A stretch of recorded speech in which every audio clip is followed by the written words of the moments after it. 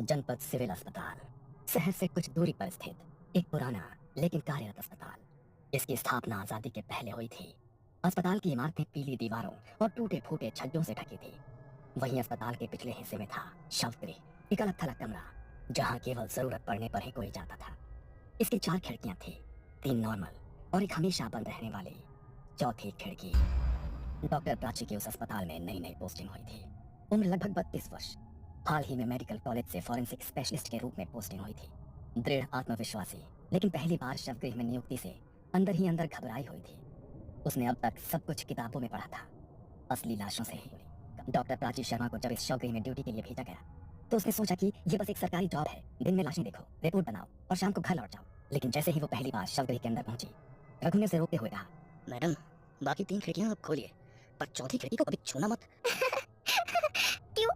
वहाँ भूत रहता है क्या? यहाँ जो आता है वो हंसता है, फिर एक दिन चुपचाप चला जाता है। प्राची ने उसे हल्के में लिया, लेकिन ये शुरुआत थी उस डरावनी कहानी की जो धीरे धीरे उसका हिस्सा बनने वाली थी। 6 साल पहले इसी अस्पताल में एक और डॉक्टर काम करते थे, डॉक्टर जोशी। डॉक्टर जोशी काबिल डॉक्टर थे, लेकिन अंधविश्वास में उनका विश्वास नहीं था। एक रात ड्यूटी के दौरान उन्होंने सिगरेट पीने के लिए चौथी खिड़की खोल दी थी, लेकिन नर्स कविता वो वहां से गुजर रही थी। तब उसने वो दृश्य देखा था। वो खिड़की खोलते ही जैसे कुछ धुआं सा अंदर आया और डॉक्टर जोशी वहीं शॉक में खड़े थे। उनके चेहरे पर ऐसा डर था जैसे वो कुछ देख रहे हों जो वहां था ही नहीं। कविता थोड़ी देर के लिए वहां से गई थी, लेकिन जब लौटी तो उसने डॉक्टर जोशी को अजीब अवस्था में देखा। उनकी आंखें खुली थी, चेहरा पसीने से भीगा था और एक तक उसी खिड़की को खो रहे थे। उस हादसे के बाद डॉक्टर जोशी ने किसी से कुछ नहीं कहा, लेकिन वो अंदर से बदल गए थे। उन्होंने चुपचाप अपने ट्रांसफर की अर्जी दे दी, पर उनका ट्रांसफर मंजूर होने से 2 हफ्ते पहले ही उनकी लाश उसी चौथी खिड़की के नीचे अस्पताल के अहाते में मिली थी।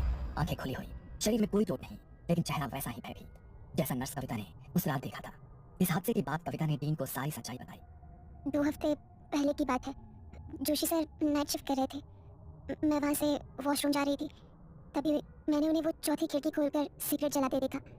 जब मैं वापस लौटी तब जोशी सर जमीन पर डरे बैठे थे, पसीने में भीगे, उसी खिड़की के पास देख रहे थे। तभी अस्पताल प्रशासन ने आदेश जारी किया कि शवगृह की चौथी खिड़की हमेशा बंद रहेगी। प्राची अपनी रोज की ड्यूटी करती, रिपोर्ट्स बनाती और समय पर घर लौट जाती। चौथी खिड़की उसके लिए बस एक बंद कोना थी, न कोई सवाल न कोई दिलचस्पी। लेकिन एक दिन पोस्टमार्टम के लिए जगह कम पड़ गई और अनजाने में उसने एक टेबल चौथी खिड़की के सामने रख दी, जिस पर एक ताजा शव रखा गया था। उसे इसका कोई अंदाजा नहीं था कि ये छोटी सी गलती कैसे भयानक रात का दरवाजा खोलने वाली थी। उस रात अमावस्या थी, जब प्राची शवगृह में अकेली ड्यूटी कर रही थी। तभी अचानक लाइटें एक झटके में टिमटिमाने लगी। अचानक लाइट इतनी टिम टिम क्यों कर रही है? जनरेटर भी चालू है।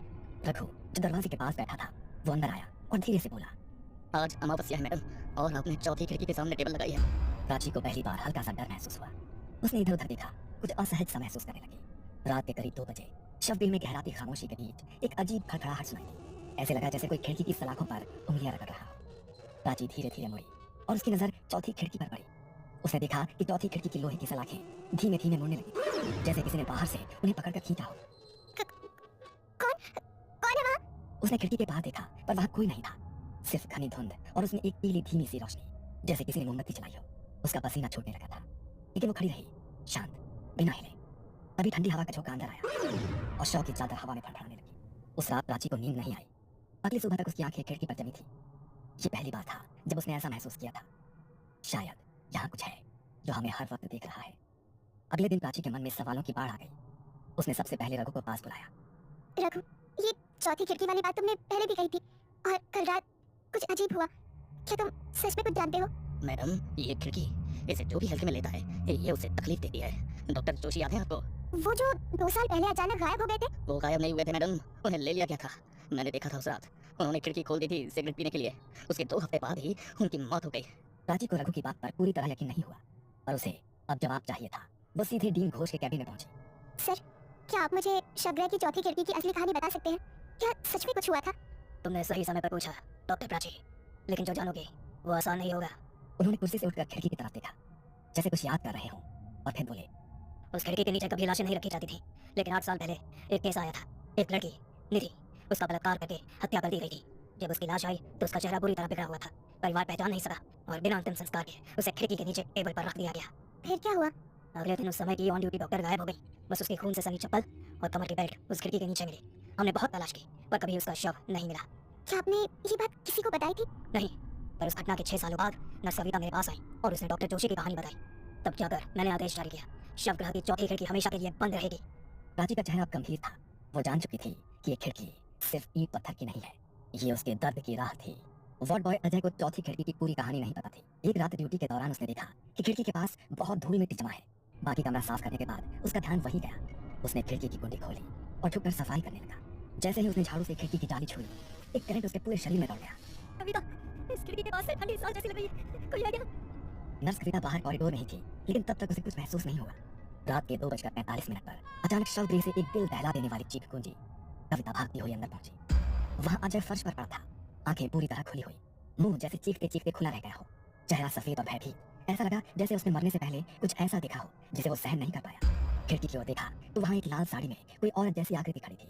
उसका चेहरा धुंध में छुपा हुआ था और अगले ही पल वो गायब हो गई। कविता सन रह गई। उसे समझ आ गया कि अजय ने वही गलती की थी जो पहले डॉक्टर जोशी कर चुके थे। प्राची डॉक्टर होने के साथ साथ थोड़ी आध्यात्मिक भी थी। उसने निधि की आत्मा की पीड़ा को समझा और तय किया कि वो इस रहस्य को पूरी तरह से सुलझाएगी। उसने किसी तरह टीम घोष को बनाया और अगले अमावस्या की रात एक अनुभवी तांत्रिक बाबा महेश्वर नाथ को बुलाया। बाबा ने शवगृह की चौखट पर बैठकर तंत्र विधि की तैयारी शुरू की। लाल रंग की चंदन की रेखाएं, भस्म से घेरा और मंत्रोच्चार।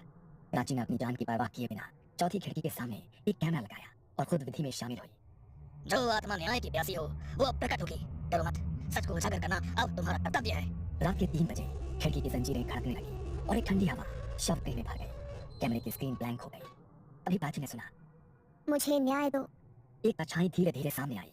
वही लड़की, झुलसी त्वचा, अध खुले होंठ और खून से सनी साड़ी। मैं इंतजार करती रही हर रात। कोई मेरा सच नहीं जानता। किसी ने मेरी चिता नहीं जलाई। मैं अधूरी रह गई। प्राची कांपती हुई खड़ी रही। उसकी आंखों में आंसू थे। मैं करूंगी। मैं तुम्हारा अंतिम संस्कार करवाऊंगी। तुम्हें शांति दूंगी, ये वादा है। बाबा ने मंत्र पढ़ते हुए खिड़की पर भस्म फेंका और एक तेज चीख गूंजी जैसे आत्मा ने वर्षों का दर्द उगल दिया हो। कमरे का तापमान सामान्य होने लगा, लेकिन हवा में अब भी भारीपन था, जैसे कोई दर्द अभी पूरी तरह गया नहीं था। बाबा महेश्वर नाथ ने जो भस्म निधि की आत्मा पर डाली थी, उसने उसकी व्याकुल आत्मा को कुछ क्षणों के लिए शांत कर दिया। कमरे का तापमान सामान्य होने लगा और बाबा ने धीरे से प्राची से कहा, अब समय है उसे अंतिम मुक्ति देने का। जब तक उसका अंतिम संस्कार नहीं होगा ये पीड़ा कभी खत्म नहीं होगी। अगले ही दिन प्राची ने निधि के पुराने केस को दोबारा खुलवाया। डीएनए टेस्ट और अस्पताल के रिकॉर्ड्स के जरिए वो आखिरकार निधि के परिवार तक पहुंचने में सफल रही। जब परिवार को सच्चाई बताई गई तो उनकी आंखों में आंसू छलक आए। उन्होंने तो उम्मीद ही छोड़ दी थी कि उनकी बेटी की आत्मा को कभी शांति भी मिल पाएगी। बाबा ने उस आत्मा पर फेंका वही भस्म उन्हें सौंपते हुए कहा, अब यही उसकी अस्थियां हैं, इन्हें विधि पूर्वक विसर्जित करें और आत्मा को मोक्ष दें।